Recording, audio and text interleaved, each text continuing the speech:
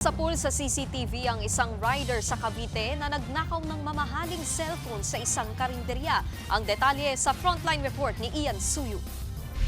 Abala sa pagtitinda ang babaeng yan sa Bacoor, Cavite pasado alas 9 kagabi. Maya-maya, isang rider na nakaasul na long sleeve ang pumarada sa tapat at bumili ng ulam.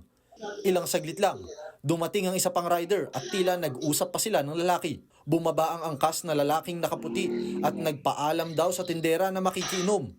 Maya-maya ay dumiretso ito sa loob ng tindahan. Saglit siyang mawawala sa video. Ilang saglit pa, kakaripas pasakay ng motor at sumibat.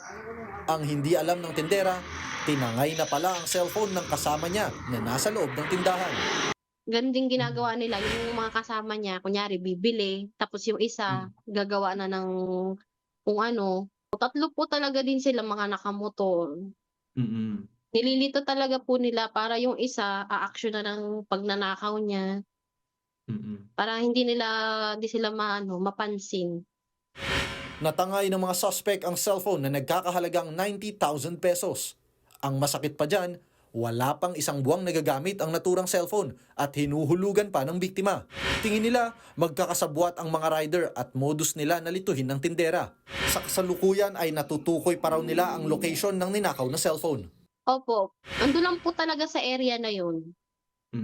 Kasi kung aalis siya, yung phone na yun, magbabago po yung yung location niya, magse-send po siya ng last eh. Andun lang po talaga yung last location niya. Nai-report na rin nila ang insidente sa kapulisan.